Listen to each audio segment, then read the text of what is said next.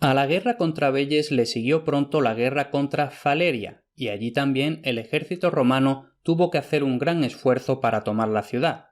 Sin embargo, un día un maestro de escuela se presentó ante Camilo y traía a sus alumnos, que eran los hijos de los habitantes más importantes de Faleria.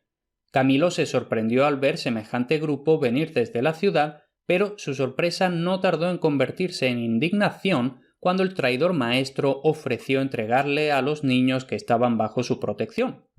Dijo que sus padres estarían dispuestos a negociar la paz bajo cualesquiera condiciones en cuanto se enteraran de que sus hijos eran prisioneros de los romanos.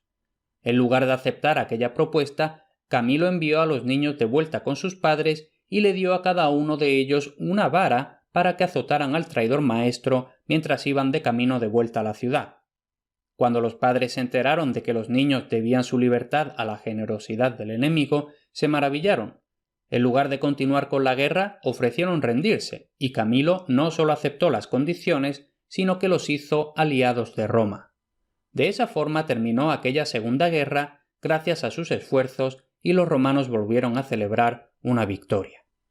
A pesar de su éxito fuera de Roma, Camilo no era el más apreciado dentro. Poco después de volver de su última campaña, los romanos, que no le tenían gran aprecio, lo acusaron de haberse quedado parte del botín que se había tomado en Velles.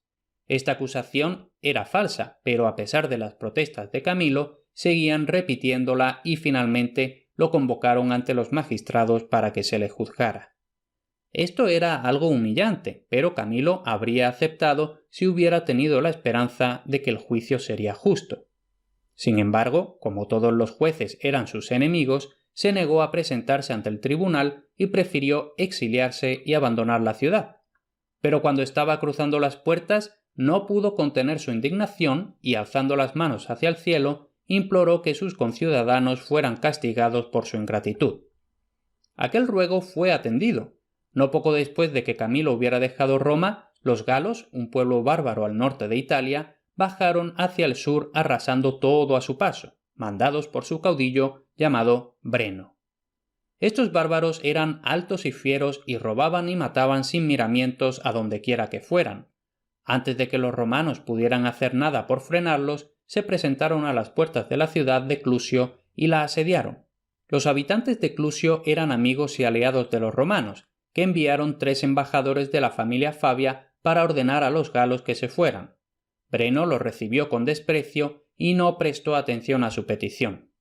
Por tanto, ahora les tocaba a los Fabios, como embajadores, volver a Roma y permanecer neutrales. En lugar de eso, los hombres enviaron un mensaje a Roma, se unieron a los habitantes de Clusio y comenzaron a luchar contra los galos.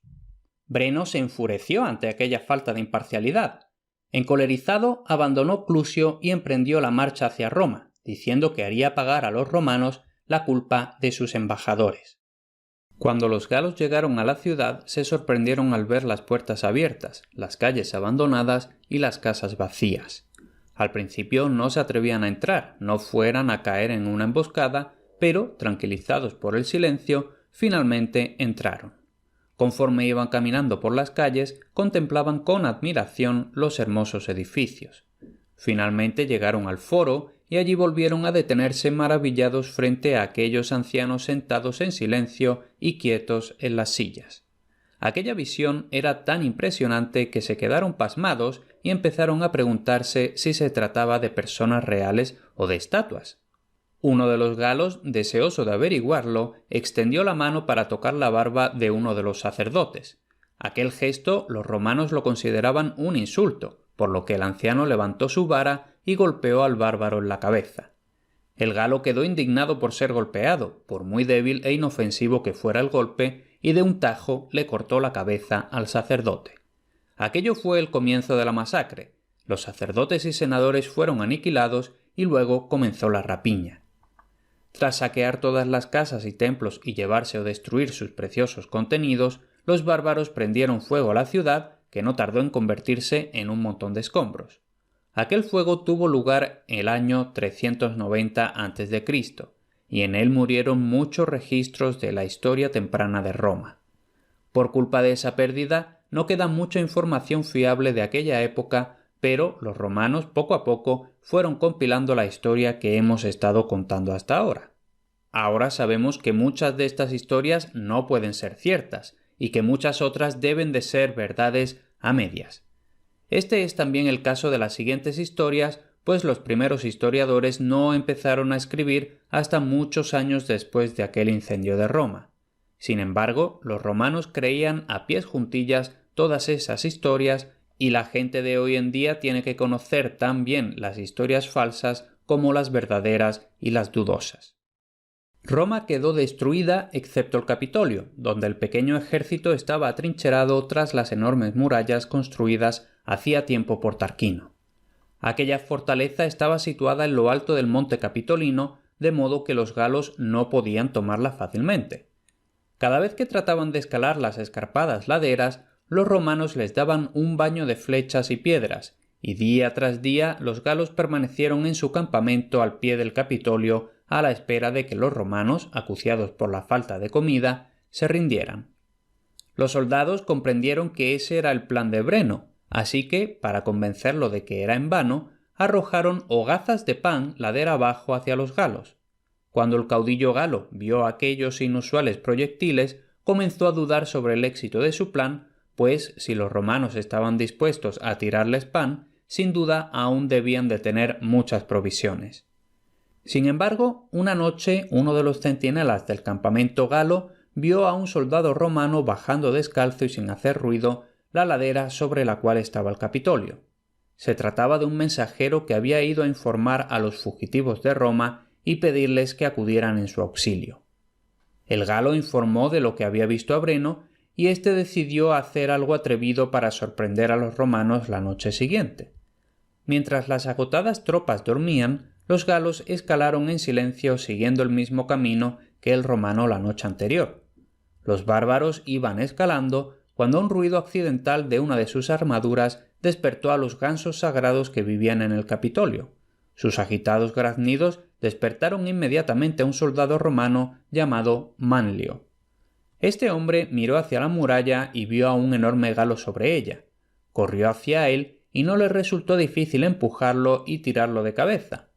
Al caer, el galo golpeó a sus compañeros que iban escalando de forma bastante inestable y todos los galos fueron cayendo. Entonces Manlio corrió a dar la voz de alarma.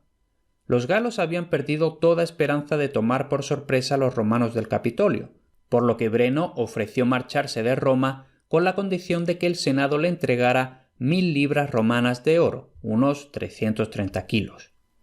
Aquello era un precio sumamente alto para recuperar una ciudad en ruinas, pero los romanos no pudieron sino aceptar. Cuando reunieron el oro y empezaron a pesarlo, se dieron cuenta de que los bárbaros habían colocado pesos trucados en la balanza para conseguir más oro del pactado. Los romanos se quejaron, pero Breno, en lugar de corregirlo, tiró también su espada a la balanza, diciendo entre carcajadas: «¡Ay de los vencidos!». Mientras los romanos estaban allí dudando sin saber qué hacer, Camilo, el que había sido exiliado, entró en la ciudad con su ejército y fue en su ayuda. Cuando se enteró de las insolentes demandas de los bárbaros, mandó a los senadores llevarse el oro y exclamó con orgullo: «Roma se rescata con la espada, no con oro».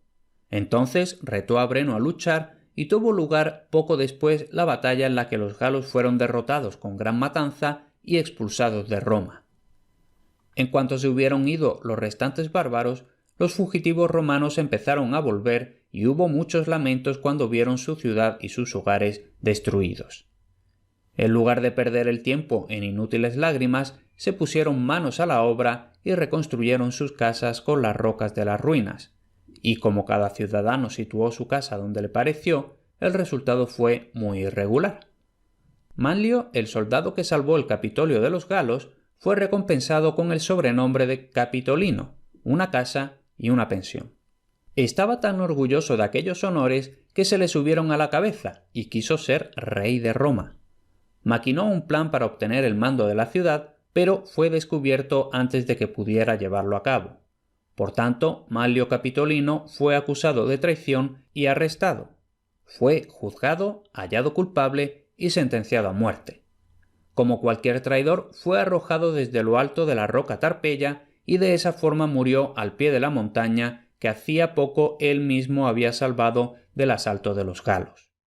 No mucho después de la partida de los galos y del trágico final de Manlio Capitolino, los romanos se asustaron al ver un gran abismo en medio del foro.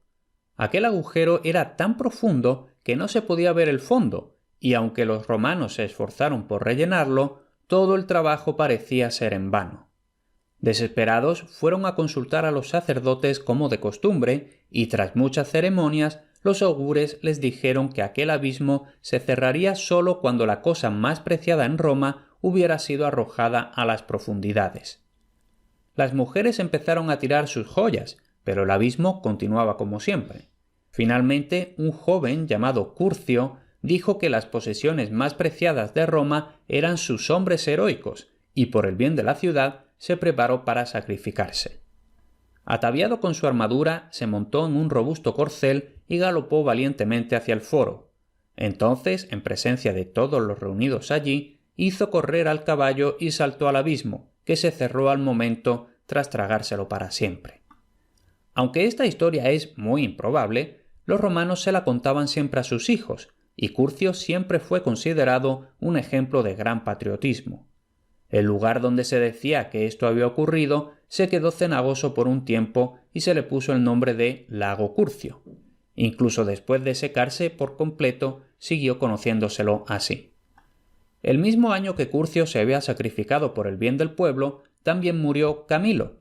Todos los romanos lo lamentaron y lo nombraron segundo fundador de Roma porque había animado a la gente a reconstruir la ciudad después de que los galos la destruyeran hasta los cimientos. Los escritores romanos afirman que varios sucesos importantes tuvieron lugar por esta época, y entre ellos estaba el duelo entre Valerio y un galo gigantesco. Por lo visto, el bárbaro, que le sacaba una cabeza y los hombros al siguiente más grande, tenía la costumbre de salirse de la formación y retar a los romanos a luchar con él. Temerosos de vérselas con un guerrero mucho más alto y fuerte que ellos, los soldados no osaban aceptar, pero uno de ellos, llamado Valerio, estaba tan irritado por las burlas del galo que finalmente aceptó el reto y se dispuso a luchar valerosamente. Aunque era mucho más pequeño que su oponente, Valerio tenía una ventaja, y es que lo ayudó un cuervo entrenado para atacar a los enemigos en los ojos. El galo pensó que obtendría la victoria con facilidad y estuvo fanfarroneando un rato, pero antes de que pudiera dar ni un tajo, Valerio y el cuervo lo atacaron. Tratando de esquivar los picotazos, el galo se distrajo de los golpes de Valerio y no tardó en caer muerto al suelo. En conmemoración del duelo con el galo y de la ayuda que había recibido del cuervo, Valerio fue conocido a partir de entonces como Marco Valerio Máximo Corvo. Valerio no fue el único romano que ganó renombre gracias a derrotar a un galo en combate singular. Había otro miembro de la familia Manlia como el salvador del Capitolio. Manlio, como Valerio, logró matar a su enemigo y como trofeo le arrebató el torque, una especie de collar de oro contorneado en espiral que los caudillos galos solían llevar. Como a Manlio le gustaba mostrarse con el trofeo al cuello, los romanos empezaron a llamarlo Torcuato en relación al torque. Llegó el momento en que Torcuato fue elegido cónsul y de esa forma obtuvo el mando de las tropas romanas. Consideraba que los soldados no estaban bien entrenados y que no tenían buena disciplina, por lo que tomó la decisión de reformar el ejército.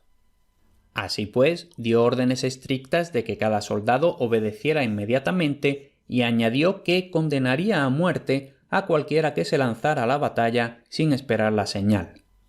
Muchos soldados romanos estaban ansiosos por sobresalir y a algunos de ellos no les gustó aquella orden.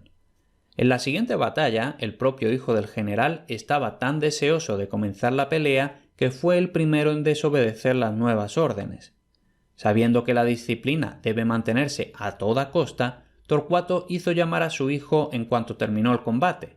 Entonces, fiel a su promesa, hizo que lo ejecutaran en presencia de todo el ejército. Aquel ejemplo de disciplina militar impresionó tanto a los romanos que ninguno de ellos se atrevió a desobedecer a su general desde ese momento. Se recobraron el orden y la disciplina y el ejército volvió victorioso a Roma. El Senado felicitó a Torcuato, no solo por la victoria, sino también por el coraje que había mostrado al mantener su palabra, incluso si eso implicó la muerte de su hijo. El Senado nunca olvidaba felicitar y recompensar a los generales victoriosos, pero estos mismos hombres siempre consideraban que era una enorme desgracia si el ejército era derrotado, y a menudo dejaban ver bien claro su disgusto al desafortunado general.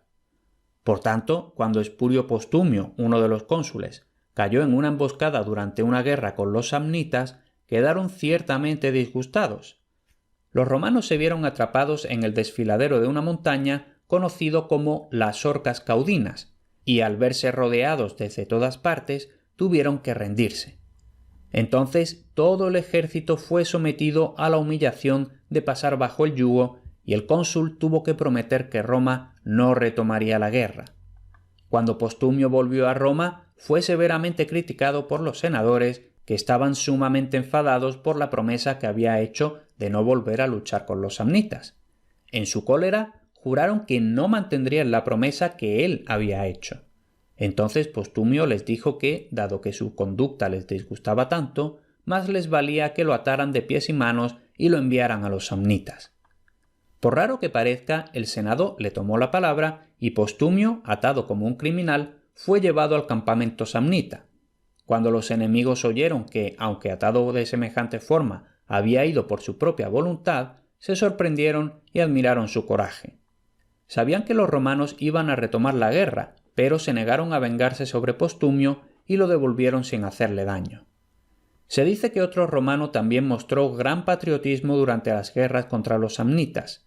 Se trata del cónsul Decio, que oyó a los augures decir que la victoria sería para el ejército cuyo comandante fuera lo suficientemente generoso como para sacrificar su vida por el bien de su país. Así pues, en cuanto dio la señal, Decio se lanzó contra los enemigos sin intentar ni siquiera atacar o defenderse, por lo que cayó casi al momento entre los golpes de los adversarios. Los soldados, enardecidos por el ejemplo de Decio, lucharon tan valientemente por su país que no tardaron en obtener una brillante victoria y pudieron regresar triunfantes a casa. Los romanos tuvieron que luchar en muchas guerras durante los años siguientes a la visita de los galos. Tomaron muchas ciudades, gradualmente extendieron las fronteras de Roma y, tras luchar 3 guerras contra los perseverantes samnitas, pensaban que tendrían algo de paz. Los samnitas, que se habían levantado 3 veces contra los romanos, eran un pueblo poderoso y valiente. Vivían al este y el sureste del Lacio, y una de sus principales ciudades era Herculano, de la que hablaremos más adelante.